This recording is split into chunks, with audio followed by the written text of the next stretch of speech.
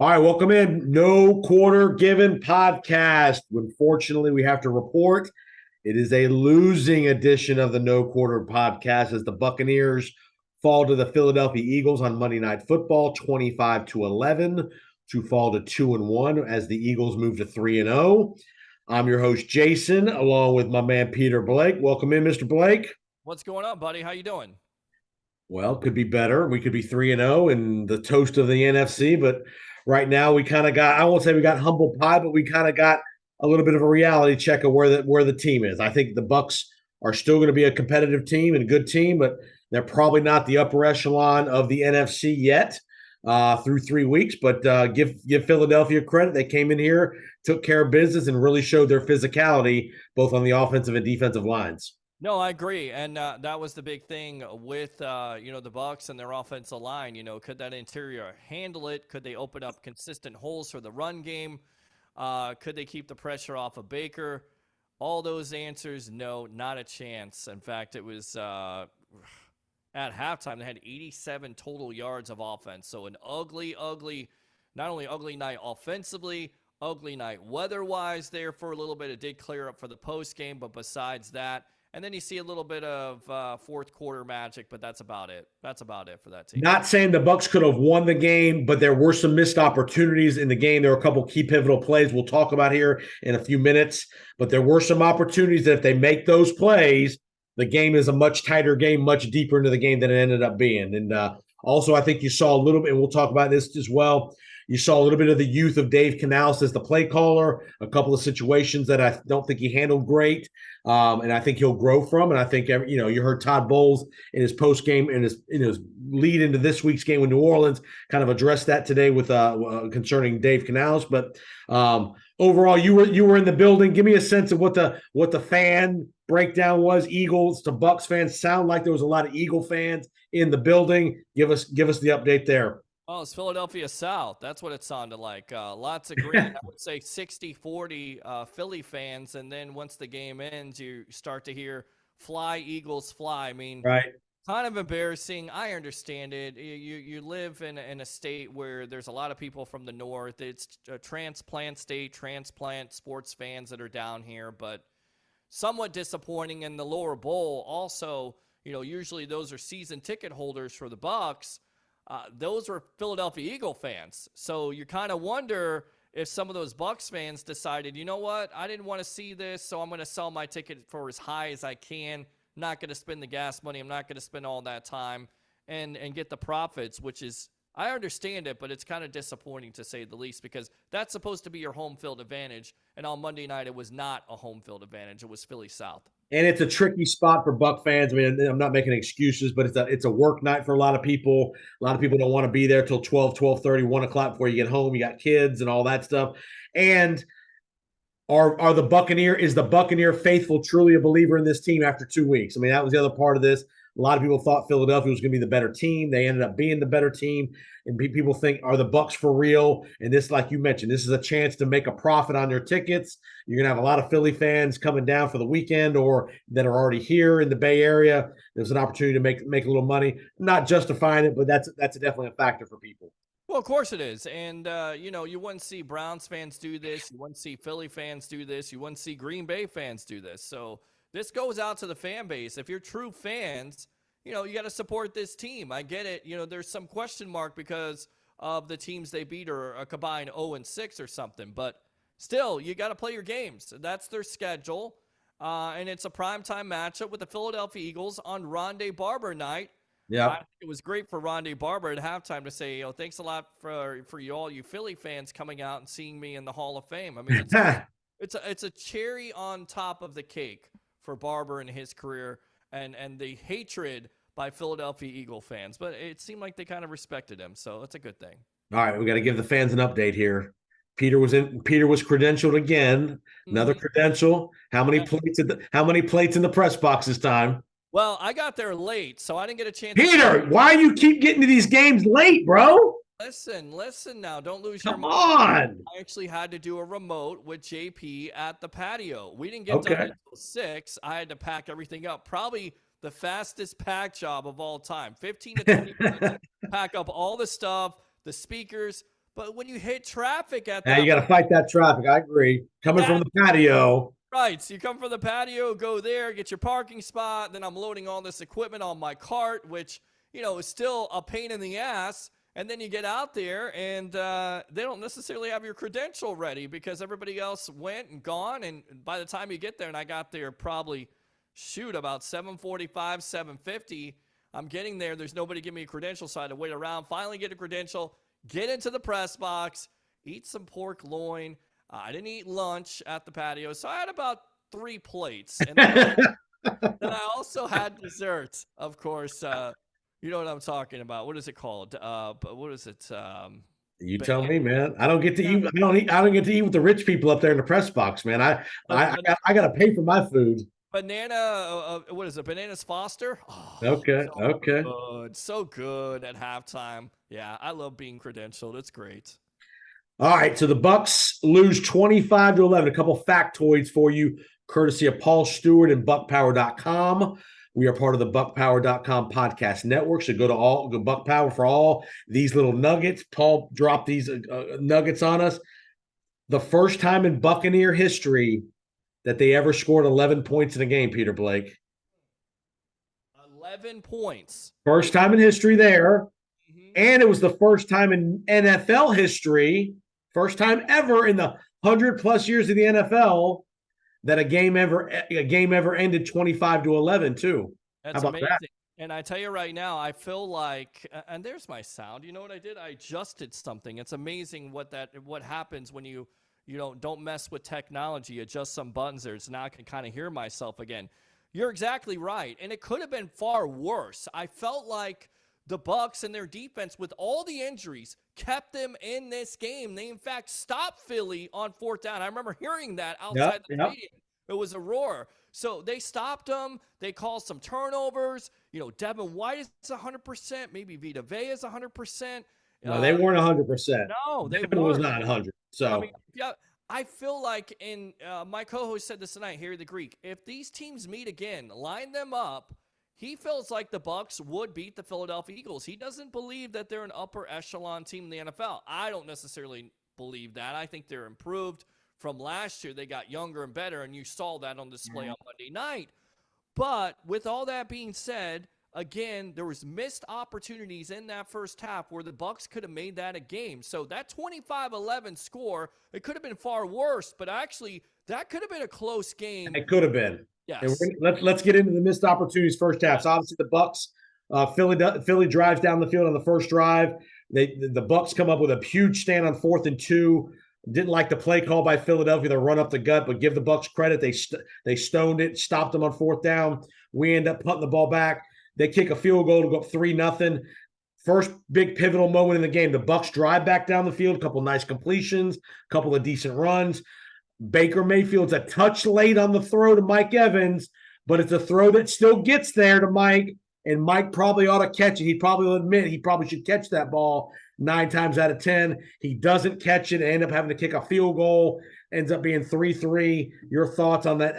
On the again, a touch late by Baker, but it's a ball Evans probably still can catch more times than not. I definitely saw that. It looked like Sidney Brown, he kind of, got into the way of it, but it was a catch. It had already got to Evans' chest before Brown got his hand in there. And if you want to be a $25 million wide receiver, and I do think Mike Evans is that, and I believe the Bucs should pay him, but these are the type of catches week after week, and I said this on my show in the post game where we talked to our friend Drew Felios, and he said, you know what, I'm not sure if Mike Evans is a Hall of Famer yet because of this type of play right here. We've seen throughout his career, and I get it, wide receivers drop passes. It's bound to happen.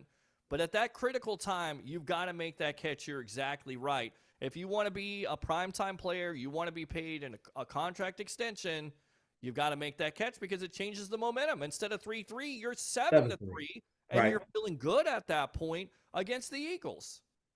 So mid-second quarter, it's a defensive game, 3-3 mid-second quarter. The Eagles drive, and the Bucs multiple times during this game, especially on that drive, they're a split second away from getting to Hurts. The ball he throws that just over the fingertips of Jamel Dean. As soon as he throws the ball, he gets lit up in the side of the ribs. Again, the Bucs are half a step too late on getting the pressure on him. Give Hurts credit. A perfect throw on the crossing route to Zacchaeus on about the 35-yard touchdown. You can debate, did Jamel Dean's angle not great? But, I mean, Jamel Dean missed tipping that ball by literally 2 inches. If you saw the TV replay, I mean, he was a fingertip away from tipping that ball. Bucs go down 10-3. Baker then comes back and throws the interception. Not a good interception. That's kind of old Baker Mayfield, which we can't have. And, again, that's probably the first ball all year he's thrown that you think, man, that's just terrible. Your thoughts? Yeah, I mean, you go back to Dean, he hasn't necessarily played that well ever since he got that contract extension. In fact, he's kind of underachieved, so he's right there in the area. You see it. I'm right there by JP, and he's like, I can't believe he didn't make that interception because you thought, and you're exactly right. They had him dead to rights. He's able to escape. He ain't like Justin Fields. He gets out of that pocket. He's looking downfield. He's going to make a play. He made a couple big plays to really make that Bucs defense pay. And then going back to Baker, he was late on that throw. He was late. He had Chris Godwin open. He was late. The safety read his eyes. The safety made the play, but he was late on that throw. You had to throw that much sooner if you're going to make that play. Yeah, and then again, 10-3, they fumble. We end up intercepting the ball late in the half. He throws the ball right to Devin White.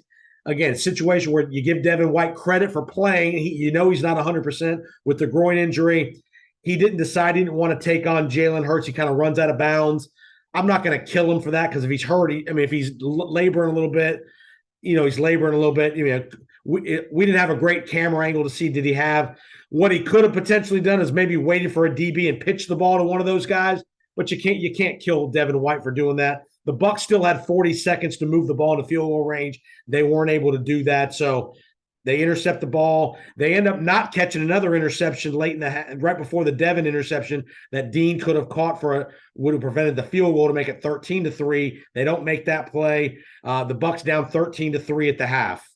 Well, not only that, but Rashard White gets cold-cocked by Jalen Carter. He fumbles the ball. Yep. The Bucs have the ball. Then White fumbles the ball. Then the Eagles get it back. You're exactly right. You have to make that interception. You miss out on the interception, another missed opportunity. It's 13-3.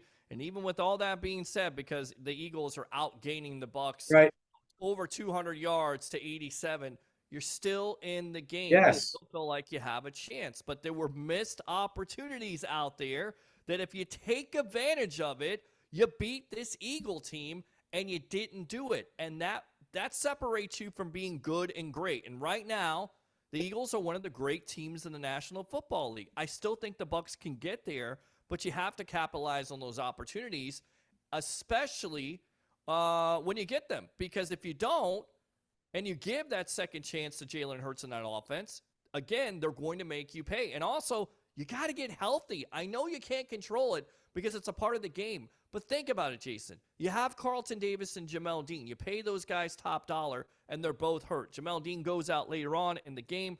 What if those two guys are healthy? What if Devin White is healthy? I feel like you have a better opportunity to win this game, don't you? No doubt. Again, remember the Bucs have so many undrafted free agents that made the roster. They're $80 million in dead money, so you're having to play these younger guys. We saw the effects of having to play the DBs, the young DBs, in the second half, which we'll get to in a minute. Maybe it is a good thing the Bucs have a bye coming up in week 5 after this New Orleans game, because then you can get everybody an extra week. People don't like early buys, but this is probably a good time for the Bucs to have a bye after this New Orleans game. All right.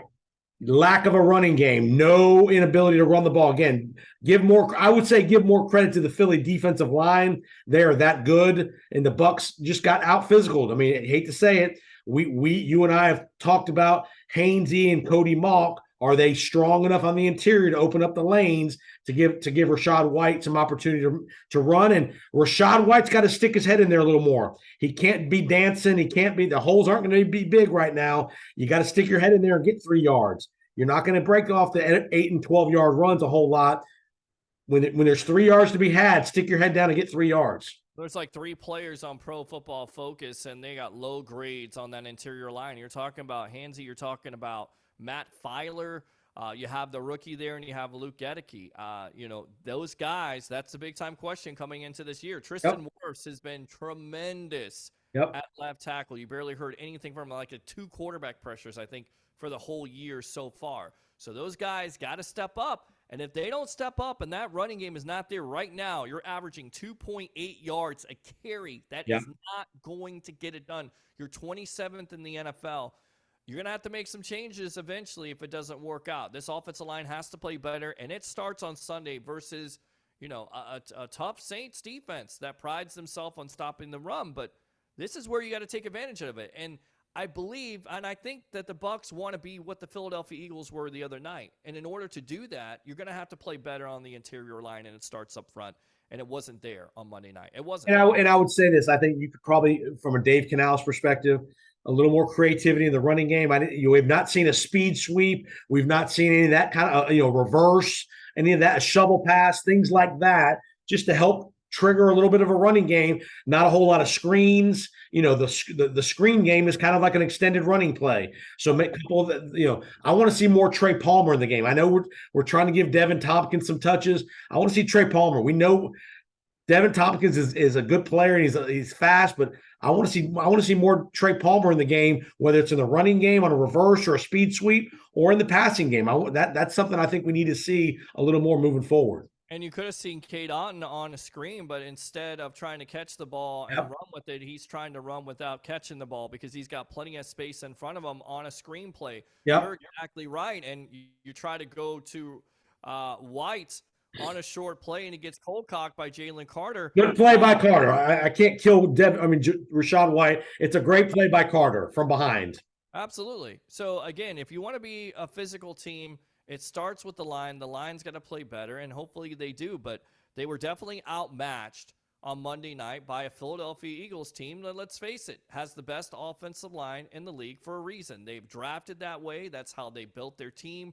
They're going to protect their quarterback. They're going to pound your face in, and that's the reason why they picked up DeAndre Swift in the first place in the offseason. They want to be a balanced attack. They want to be physical at the point of attack, and that's what the Bucs are trying to get to. And hopefully they can get to that, because if they can get to that, we've seen that this team is going to be balanced. We got enough skill guys to compete. Completely. You do. You absolutely do. But you got to get to that point, and the Bucs are not there, and they weren't at that point in this game. All right, second half. So really in the second half, you saw that Jamel Dean left late first half. No Carlton Davis. You really saw the effects of D. Delaney, Pitts having to play a lot. So you really started, Izzy. Obviously, Izzy's doing a good job, but the 2 corners were young guys, Delaney and Pitts. They're decent players, but they don't need to be out there 30 and 40 plays at a time.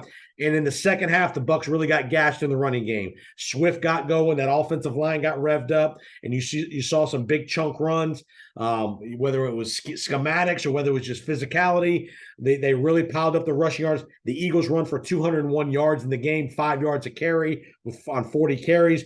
A.J. Brown gets busy in the second half, ends up with 130 yards receiving. So just a total balanced effort by the Eagles, both running and passing. And if you have to see that tush push anymore, I think I'm going to scream because it's unstoppable. It is. And I don't know. The Bucs did a pretty good job actually stopping it. I mean, other than the goal line one where they had to do it twice, they actually did a pretty good job in neutralizing that with Vita in the middle there. I guess my question is, does the NFL look at this and say, you know what, this is an unfair advantage. Should we outlaw this where an offensive lineman is not pushing the quarterback into the line or into that 1 or 2 yards? Do you think they look at that eventually? At the end of the year, not during the year, end of the year kind of deal. Here's the one thing that they really have tried to outlaw that they didn't call. They don't mind the pushing part, but what they don't want is they don't want guys grabbing them and pulling them. Yeah. There was one play where Goddard grabbed Jalen Hurts and basically pulled him into the end zone. That's the stuff that should be called by the official. The pushing part's okay. It's the grabbing the guy's jersey and yanking him in the end zone that's outlawed, but it has to be called by the officials. And by the way, how about them missing the clear-cut false start on Lane Johnson in the first half? I mean, that was as egregious as it comes. Well, it's a Euro step. That's what I learned in the press box. I mean, it's a James Harden Euro step, travel third step there with You LeBron. can't miss that in the NFL as a I referee. You can't. agree. You Can't. can't. And they missed that. You missed that call. I mean, what are your ref friends doing there? Did they know Can't miss that one. I defend them, but you can't miss that call ever. I tell you another thing that was disappointing. You're on the goal line there. Dave Canales is your play caller, and I think you would have to say the last 2 games he's done a pretty good job. But what I don't understand here is you're running the ball knowing that there's 10 men in the box. Can you pass the ball? Because as soon as they know run is coming, of course, that's when the safety happens. Because there's 10 men in the box, they're expecting it. This is where Dave Canales has to be more creative. Or this is Todd Bowles saying to Dave Canales, we're going to – and he throw the ball here. Throw the ball. Throw the ball here. Yeah. And you didn't do it. And of course it led to a safety. And of course, 10 men in the box, Jason. And the reason why there was 22 guys within 3 yards of the ball was because the Bucs initial formation, they had wideouts. And before the pre-snap, they brought those guys in tighter to the formation, which brings all the Eagle guys in tighter. You had 22 guys within 2 yards of the ball. I mean, you can't do that. That's where you have to throw the ball out of the end zone. Sure, the fans think it's risky, but that's really not a risky throw, really. More times than not, that's really an easy throw because Philadelphia's selling out against the run. Exactly. And maybe you get some big plays because they are selling out. Maybe they take chances.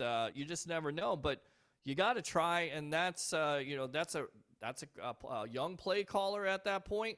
Again, I don't know if Canales had the power or if Todd Bowles said, you know what, we're going to run the ball here. Yep. Very conservative and unlike Dave Canales. I think Dave will grow from this. I think that was a learning experience for him. Okay. I think he's doing fine, but he's a young guy. It's the first time he's been the guy in charge of calling every single play. So I think he'll learn from this, and I think he'll be better. A couple more notes, and we'll wrap it up the game here. Special teams, they gave up a lot of punt return yards. 3 returns for 81 yards. Not again, the Bucs were great in the first 2 games. Camarda, you call him the punt god, but sometimes he punts it too far. You want more hang time, less distance, because when you punt it 60 yards in the air, 4-second hang time, that guy's going to get a good running start on the return, and we didn't do a great job covering the kicks. Well, they even asked about this. Do you want him? Did he out punt the coverage? And I believe the coach said at the time, no, we want him to punt the hell out of the ball. Well, and there's a fine line between hang time and distance and marrying those two together. Okay, fair enough. Well, you're the kicker guy. I'm the punter. Yeah, trust me when I tell you that. I'll trust you on that. But he's been very impressive, whether he's out coverage or not. That guy can just straight up kick. He was one of the lone bright spots on Monday night. So yeah, no doubt.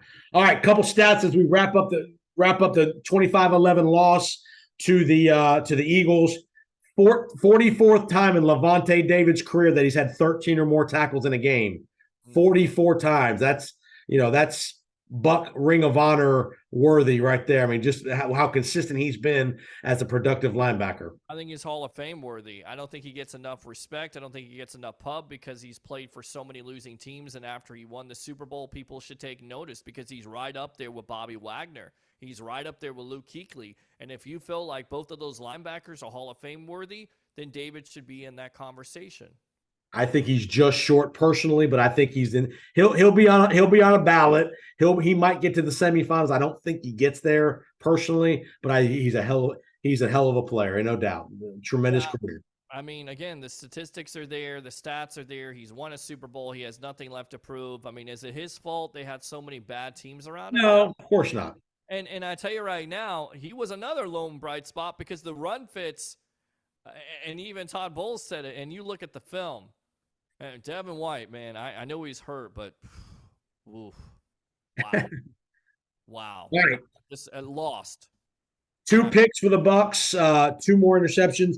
5 interceptions puts them second in the league in interceptions with 5 through 3 weeks. Their +5 turnover margin. Remember, they were even this week. They had 2 turnovers, and they got 2 turnovers. They're second in the NFL at +5 in the turnover differential league-wide, which if you keep up that pace, that's going to lead to a lot of wins. That is a key stat that leads to winning is that turnover margin. Agree, and that's the one thing the Bucs defense and Carlton Davis just talked about a couple months ago, how they were going to wreck this and wreck that, and they're going to cause turnovers. So even without Carlton Davis, they're still causing turnovers, so that's encouraging. Hopefully, they can continue that with Yep. the next matchup with a former quarterback. Most likely, is going to be starting for the New Orleans Saints on Sunday. And we're going to get you that preview in just a second. Remember, you're listening to No Quarter Given podcast. Jason, along with Peter, we just recapped Bucs Eagles. We're going to listen to now our guy over across the pond, Mr. Paul Stewart, buckpower.com. He's going to provide you a tremendous montage of the Bucs and Saints rivalry. When we come back after the montage, and we will preview Bucs Saints. Most likely, Jameis Winston. We're not for sure yet, but most likely, Jameis Winston in the Superdome Sunday, 1 o'clock. So we'll be back in just a couple of minutes. Enjoy Paul Stewart's montage on the Bucs and the Saints.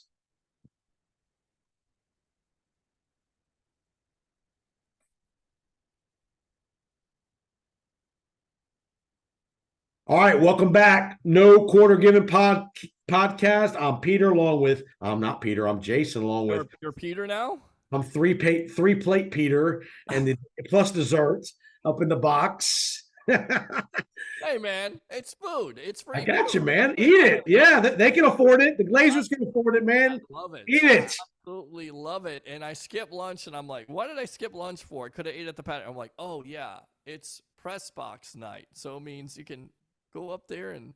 Before we do the preview, give us a little promotion of. I know for those of you that don't know, Peter's the co-host of the JP Peterson Show, along with JP Peterson, executive producer. I know you guys have a remote at the patio most every Monday night. Give a little pub. Yeah, the patio out there on McDill, 5 to 7. We do the JP Peterson Show. We take phone calls. We talk about your Tampa Bay Buccaneers, your Tampa Bay Rays in a playoff chase right now. Playoffs! And, of course, soon the Tampa Bay Lightning and all the NFL action, college football. It's a big Florida Gator hangout there. We try to play the Florida State song as much as we can. Yeah, every Monday night at the patio, 5 to 7 on the JP Peterson Show. And Peter's spitting his game to all the ladies at the patio between commercial breaks. I'll tell you right now, I can't even do that because I am so focused and worried on it. And I get out there sometimes. I get off of work at 1 o'clock. I have to pack all my stuff up because I have to do the meetings in the morning for my first job. And they have to have that. And I got to pack all up, put it in the car. It takes me about 50 minutes to get out there. And I got to be ready to go. I did it the other day about 45 minutes. So I was out How's there. the scenery? Good scenery at the patio? And it is unbelievable scenery. It's nice. I like it to cool down just a little bit because we're right in the sun. We got more lights out there. But we got a little. You got to come out there, Jason Powers, and check. Well, invite me, man. Get me on the show. You're always invited on the JP Peterson Show and on the Sports Web. Anytime you want to come on, you let me know. Hey, I want to come on. You're on. Are you guys there every Monday night? Every Monday night, you should come out next. I will be out there. I promise. Yeah, because I had your guy JP Peterson on my podcast this week, Powers Sports Podcast, and the Florida Football Insiders Podcast. So check those out, folks, on your favorite podcast platforms. Powers on Sports, Florida Football Insiders, as well as this podcast. Your guy JP was my guest on both podcasts this week, talking some college football and the NFL and the Rays Stadium deal as well. Oh, the Rays Stadium deal. Oh, my God. He will talk about that until the cows come home. Yep. The great thing about this remote is, as you know, I've got these 4 professional mics. We got 2 mics. We also have a fan mic in the background there. So we got crazy fans that come up. They're drunk or we had some. I will be there, Peter Blake, in the next 2 weeks, either this Monday or the following Monday. I will be there, I promise. Book it. Sounds good, my friend. All right, let's get to New Orleans. New Orleans comes into the game. They lose a heartbreaker in Green Bay, 18-17. Derek Carr gets hurt in the third quarter, shoulder injury, most likely not going to play. We don't know that for sure, but all indications are he's not going to play. So that means our boy Jameis is back in the mix. How ironic is it? He's been in New Orleans, 3 years now? And on 2 different occasions, he's been the starting quarterback for the New Orleans Saints against the Tampa Bay Buccaneers. It has not worked out well for him because he's turned over the ball last year. He got hurt in the game, I believe. 2 years ago, maybe. 2 years ago. Yep. Devin White. Of course, in the postseason game, he did throw a trick touchdown there, which everybody was up in arms. Oh my God, he got rid of Jameis Winston. Yeah, you had Tom Brady, and he still won the game. Relax. So you're exactly right. There's always that, wanting to prove that the Tampa Bay Buccaneers made a mistake by getting rid of him. He's going to be hyped up, and when Jameis is hyped up, there's two things that happen. He's hyped up. He may throw an interception early, may throw a pick six, can also make some great throws still, and they got some weapons there. And, of course, I believe they also have Alvin Kamara. He's back. Coming back this week. The Chipmunk is back off of his 3-game suspension. But 3-game suspension, which he should have been put in jail for and suspended.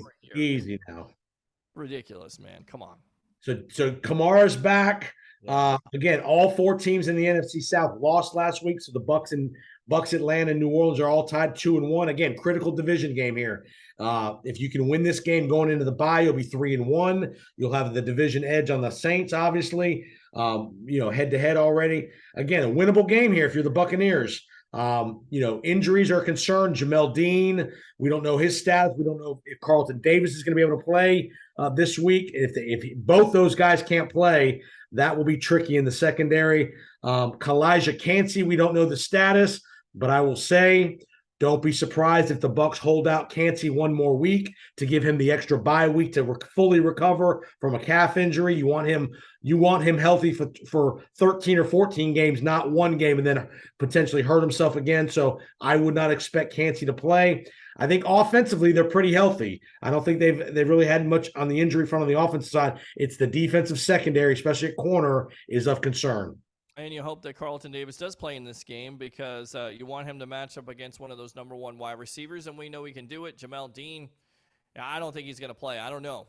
Shoulder issue. That's not usually a 1-week recovery. No, definitely not. And especially when you're working out William Jackson III, who also had his fair share of injury troubles there with a bulging disc last year. But we know there's potential there that when he is healthy, that he can be productive. So we'll see if the Bucs sign one of those players. Of course, Delaney was practicing today. He was a little bit banged up.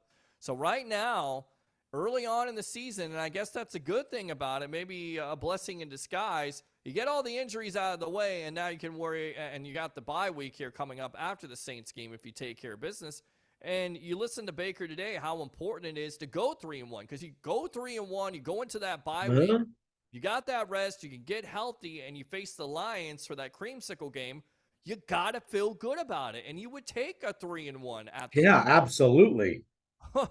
So if you're the Bucs defense, let's go a couple defensive matchups and then a couple offensive things. If you're the Bucs defense, again, Olave and Thomas are threats on the outside. Obviously, depending on what the corner situation will dictate what kind of defense Todd Bowles calls. But as you know and I know over the years, Alvin Kamara out of the backfield has been a problem for the Buccaneers, whether that's Devin White, whether that's a safety, or whether that's Levante. You got to contain, and he's going to be juiced up and amped up to play, having not played in the first 3 weeks. Containing Kamara will be critical for the Buc defense. It's probably the biggest thing for them because, again, if your defense and your staple is to stop the rushing game, which coming into the Philly game, you're second in the National Football League. I don't know what you are now after that game. You've got to maintain that. And Kamara, we know, has been a thorn in the side of this Buccaneer defense and this Buccaneer team. So it's time to stop the run, put the onus on Jameis Winston, get after him, and force him to do what he wants to do against this Bucs defense, Jason Powers, which is turn over the ball and make those risky throws that we've seen for 5 years when he was a Buccaneer quarterback. Here's what I'll say too. I think if you have cornerback issues, you shouldn't be blitzing a whole lot. So play more coverage, and this is to put the onus on the front 4. This is where you get paid, Shaq, JTS, Anthony Nelson. Let's go here, Vita Vea. The offensive line for New Orleans in pass protection has not been good in 3 weeks. Carr got hurt because of the pass protection. This is an opportunity here if you're the front 4 to get some heat on Jameis. Make him force a ball, play coverage behind Jameis. You can't expose these corners to man-to-man with Olave and Mike Thomas. So don't blitz a whole lot if you're Todd Bowles. Front 4, it's time to get busy here this week in New Orleans. You're exactly right. I mean, you got Logan Hall, you got JTS who underperformed versus Philly. Could you see both of them stepping up this week? It would be nice. And it would also be nice to get back Kalijah Cansey, who practiced. We'll see if he'll be ready to go. Because, again, we've seen this young rookie, what he can do when he's healthy. But is he healthy enough? We shall see on Sunday. Let's go to the offensive side.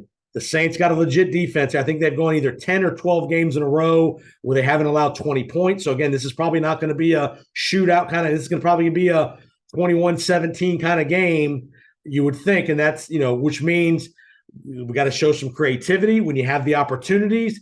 And, again, a key matchup in this series over the last several years, Mike Evans and Lattimore. Don't get into the nonsense, Mike Evans, with Lattimore. Don't get, he's been ejected from a game before. Go play, make the catches you got to make. Go earn that $25 million payday that you want in these contested balls. There's going to be 2 or 3 contested balls. You got to go beat Marshawn Lattimore. I agree. And look, if they bracket coverage towards him, this is where Chris Godwin has to step up, and he's been relatively quiet. So I expect him to have a big game. And I think Chris Godwin is the guy that's going to have a big game versus that Saints secondary. And I want to see, here's what I want to see too in the play calling. Let's get Trey Palmer with all that speed, whether it's in the slot or on the outside. Let's get him matched up in favorable matchups, whether it's a third corner or a safety, and let's throw a ball over the top to Trey Palmer. We've not seen one of those yet to Trey Palmer, and we know he's a sprinter and can catch the ball. Let's get some matchups where we can throw a ball over the top, whether it's a deep post or a go route, whatever it is. Let's get Trey Palmer more involved than he's been. I know Devin Tompkins, we like him, and he's a good returner, but I like Trey Palmer better as the 3 receiver. I agree, and it starts up front with Luke Gedeke. I mean, he's got a tough matchup with Cam Jordan. Shut him up, please. Shut him up. Don't let him get after Baker Mayfield. Don't let this defense control the line of scrimmage like they did against Philadelphia. So that's my matchup to watch there. Luke Gedeke, Tristan Wirfs. You may see Cam Jordan go to both sides.